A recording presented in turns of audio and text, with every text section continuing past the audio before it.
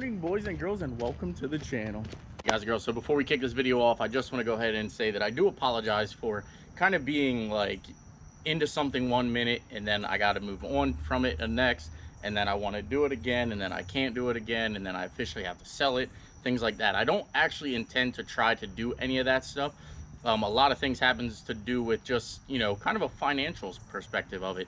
I'm not a super wealthy man or anything like that. I do have a couple dollars here and there, but I sometimes try to move my money in other areas to make me more money, because obviously you do know I do YouTube full time. So a lot of times when you see that I pull a plug on a project, it's either not gaining interest, much like the Sierra that you guys are going to see in the video today and you're sitting on right now, and other things, you know, are at the beginning, they don't seem like they'd be as expensive as they would be to, you know, carry out. So just stay tuned till the end and we'll figure out what's going down, and hope you guys appreciate everything.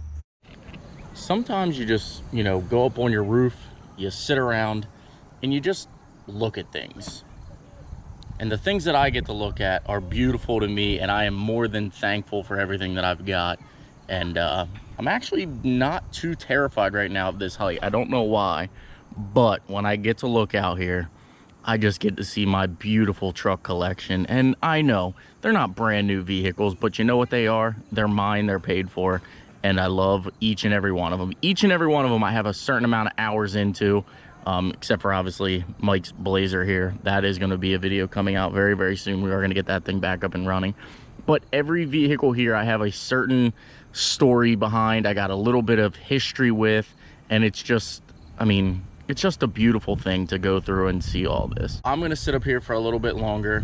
I'm gonna just kind of look at some of the things that I have going on down here, and I've gotten my yard absolutely, you know, in pretty good shape right now. The only thing I gotta do is I'm waiting for a buddy to get here to help me finish up the shed here, but we're just really making good progress here, guys. Everything looks great. You can see back there in the yard, everything's getting cleaned up. I got a little bit of scrap pile here I gotta take down to the dump, but we're just making great headway here, guys. But let me sit up here and just do some thinking, and I'll be back with you guys in a little. Alrighty, boys and girls, well, we got a good one here today. I'm actually going to fix 2 trucks in this video, and you guys are gonna probably be mind blown, because normally we don't get anything figured out and finished around here. But today, this truck here, the window regulator actually is bad in it, so we're gonna go ahead and get this fixed real quick. It's gonna be a quick video. I actually found a window regulator on the internet here, on eBay I think it was, and it was actually only like $34 or 36 bucks. So super cheap, super easy thing to do, and we're gonna definitely get this fixed. Also, by the title and the thumbnail, we are going to go ahead and get that truck to where it is turnkey. You can literally jump in it and get it to go. So stay tuned to finish that video up, and I'm freaking excited, guys. I might end up keeping that truck. I did have a couple people message me, and I told them if they showed up Friday or Saturday, I would sell it. Nobody actually showed up this weekend to purchase that truck, so we may end up keeping that. I may try to source a good cab for that thing and just kind of completely redo that like I had originally intended to do. So stay tuned. Let me go ahead and toss this window regulator in, and then we'll pick back up on the ramp truck. I will actually show you guys kind of a step-by-step process of doing this. These are actually pretty super easy. Step 1, take that off of there. I usually go ahead and take out the door lock here, and then I'll take out the trim piece around the door handle here. Then there will be a 7mm bolt there, and then on the very, very bottom right there, there's a 7mm. So go ahead and take all that out, and the door card should just lift up and out. Once you go ahead and get the door card out, I can see the damage. You should be also able to see the damage from here. But I normally go ahead and put the window up here, because you're gonna need to get to a bolt that's here, and then there's a bolt over here. So you'll have to lift it up and out of the place here, or up and out of the way. And then you can see those 2 bolts right there. You're gonna take them out, and then that actually releases the window from the window regulator itself. Once you get that, those 2 screws out there, you're gonna set them to the side. And then I normally have like window cups that you can put on the window so the window doesn't fall, but you can just put something in here that will hold the window up and out.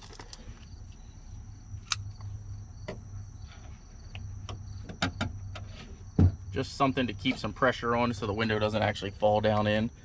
But then you'll go ahead and unbolt your regulator. So your regulator is actually going to be, should be 4 bolts or 4 screws. Not really sure how many yours will be, but again, it should just be 4. There'll be one down here at the bottom, one down here holding it. There's one up here. There's actually one right here too, so there's going to be 5. One up top, one at the bottom. That holds your wire bracket and everything, and then you'll go ahead and just pull it all out. So let me go ahead and get all them unbolted.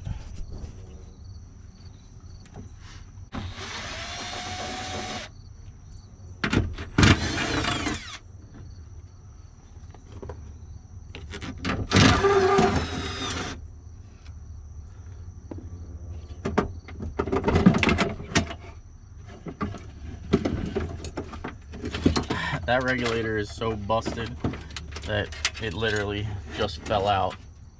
But it normally should be a screw up here where you see the motor actually broke off also. The motor is usually attached, but everything is busted. But that's usually that screw there. This one is definitely, probably actually the most busted one I've ever seen. And these don't take long, guys. Like, start to finish, I might be 8 minutes into this video right now, and that's me going back in and out of the house getting a drink. But there's your window regulator. You can tell all that's busted out of it. Easy peasy. So go ahead and start sliding your window regulator back into place.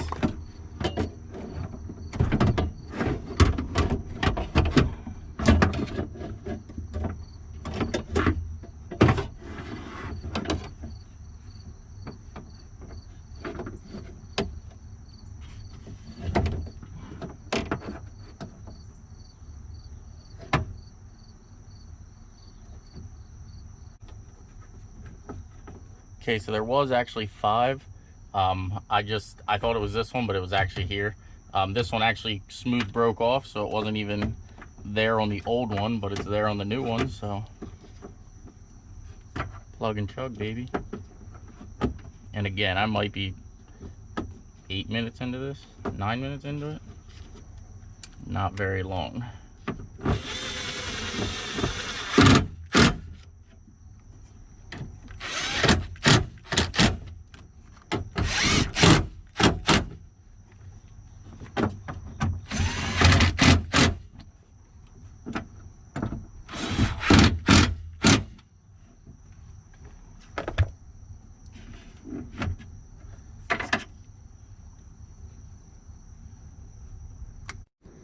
Alrighty, that sucker is done and good to go. Now I can actually drive this thing at night and not worry about being freezing cold in the inside. So we do still got a heater core to do on this truck. I'm going to tear it apart and make a video. I don't know that it'll be this week. It might end up being the following week. But I do, again, have a secret project coming that might take 2 days for me to get completed. And just stay tuned for that, guys. I know on the board that you'll see tomorrow's video, actually you might even see it at the beginning of this video, but the board that you see is going to be kind of a mystery project, and you guys are going to love it. So again, this is definitely the worst one I've ever seen. I've never seen one break apart as bad as this one. I've done a bunch of them. Normally they just get twisted up like this. They don't actually break the actual motor here, but it is what it is. Got her all cleaned up, and now it is time to throw this stuff away and move on to the ramp truck. All right, so we are back down here to the ramp truck. It is time to see if this thing actually still fires up.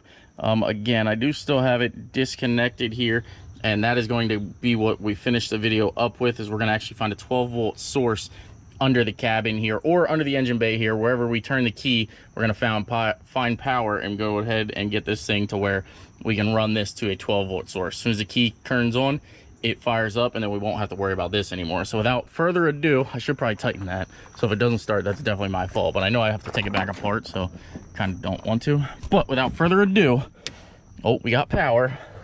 Let's see if she fires. Now, it has been sitting here for about 3 or 4 days now. I haven't touched it at all, so. Old carburetor, give her a couple pumps. Oh.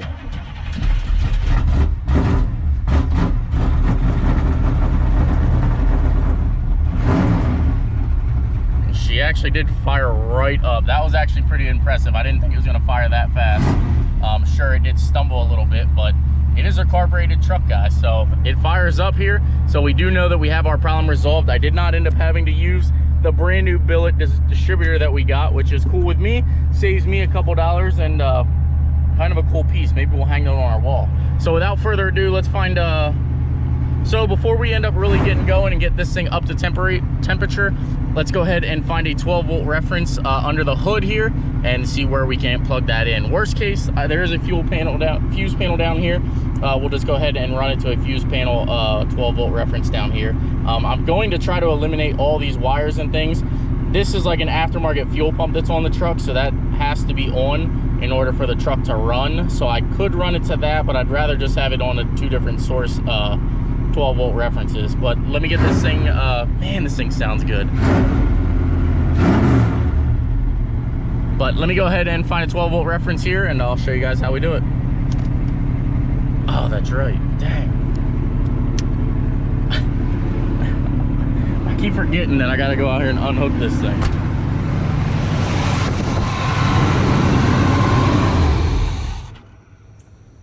All right, let me find a 12-volt reference here. Remember how I said it had a bunch of on-off switches and everything like that? Again, if you did see yesterday's video, definitely check that out. But there was another one that was here that was actually killing power to another switch that I completely just so if you guys do remember, I did have a bunch of like fuel pump issues with this truck. I had wiring nightmares. This was actually another on-off switch. Originally, I thought it was going to be for like the winch. I thought they were going to have it connected to that. Well, it actually turns out that they had the power wire, the 12-volt reference wire, coming from here over into a power block, and then it came down across the front under here and came up and then teed in with this on-off switch here. So I had no idea. I don't know why. Again, they had so many on-off switches on this truck. Absolutely insane. But once I went ahead and just disconnected all the wires and everything, you can see here I did find that that is 12 volts once the key turns on. We are going to shorten this wire here, but I just want to show you guys. I do have it connected here right now. It's just sitting in there because I do plan on shortening it. But after doing all that, guys, I did find that you can see like the wires literally run all over up here, down under the cab. It's just a wiring nightmare. But doing that, I was able to find that it is a 12-volt good reference for the original wiring harness in the truck. And now she fires right up every single time you go ahead and bump that key. So again, guys, I am going to go ahead and continue on with this project here. I freaking do love this truck. I'm so glad that I got it up and running and that it fires up every single time. It is literally probably fired up about 20 or 30 times now at this point. So I'm going to go ahead and shorten this wire and everything under the hood here, get everything looking a lot better. I'm going to cut out all the excess wire that I know doesn't actually need to be there, but we're going to go ahead with this project, guys. I'm sorry that I, kind of offered it for sale and everything, but we are going to go ahead and retract everything and all the bids. So for right now, when you see this ramp truck, it will not be for sale. I'm going to try to source a cab for it. I'm gonna just try to do this thing right. So I do like this thing. We might as well keep it around. I got a bunch of interest in it in the last video. We might as well do it. The truck that we just did earlier in the video, I know you guys don't really care for that build, so that build will probably just be something that we just kind of do it. It'll be like a truck that I just have to drive around because I've been driving it now for the last couple days, and the thing does drive absolutely perfect. So for as little money that I have, I can make some videos on it. It's already paid for itself in the video, so it's just kind of a free truck for me to have running around. Plus, it's so much easier to load engines and things into versus, obviously, as you can tell, my lifted trucks and things like that. So I appreciate all the support and everything, guys, but we are going to go ahead and finish the ramp truck. I'm going to go ahead and play around with it today, and I hope to see you guys in an upcoming video. So without further ado, smash that like button, please subscribe, and I'm out of here, guys. All right, I got to give you some more revs before we leave. I love that it just fires right up. Oh, if the sound of a big block doesn't turn you on, I don't know what is.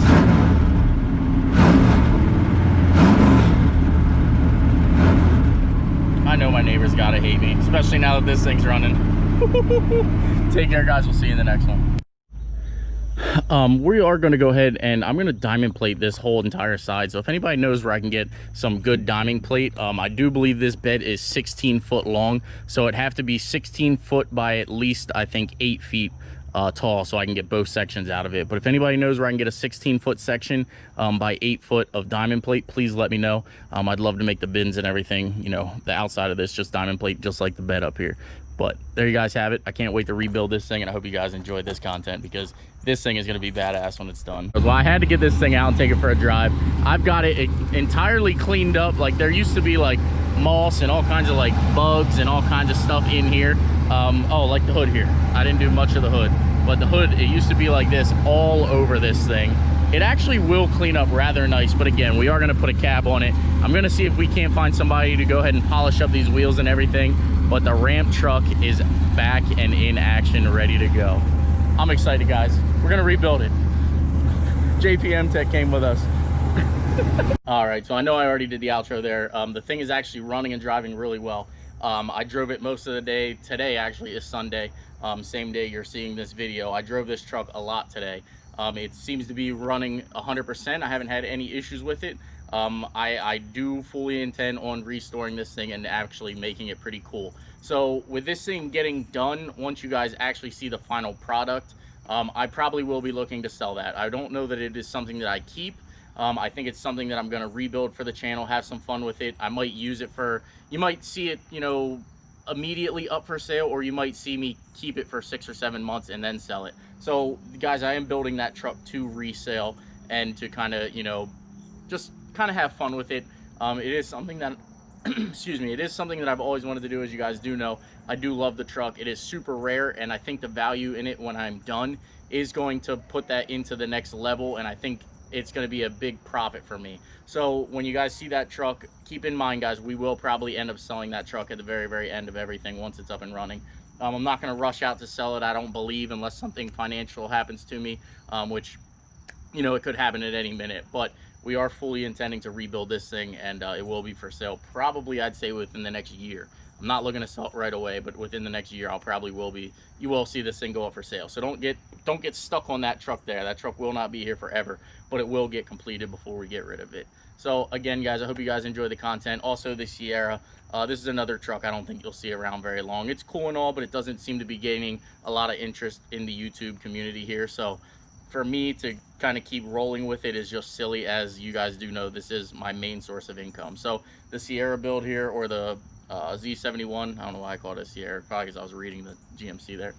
But this project will kind of just be a quick flip or move on, or I'll just keep it until it blows up and then we'll just junk it. So not really sure what direction you guys will see this truck, but this truck isn't here to stay. Everything else, you know, is sort of here. I don't, you know, if it sells, it sells. If it doesn't, it doesn't. I'm not really, you know, hard pressed to sell anything. 350 I will not sell, 450 I won't sell. Civic, I don't know. If the Civic goes back and forth with me, I love the thing. I do have a lot of time, Danny and I, Slow Restoration, we got a lot of time into creating that thing. So for me to get rid of it, it's got to be, it probably won't ever happen. I don't know why, but it's just kind of cool. So there you guys have it again. Take care. We'll see you in the next one.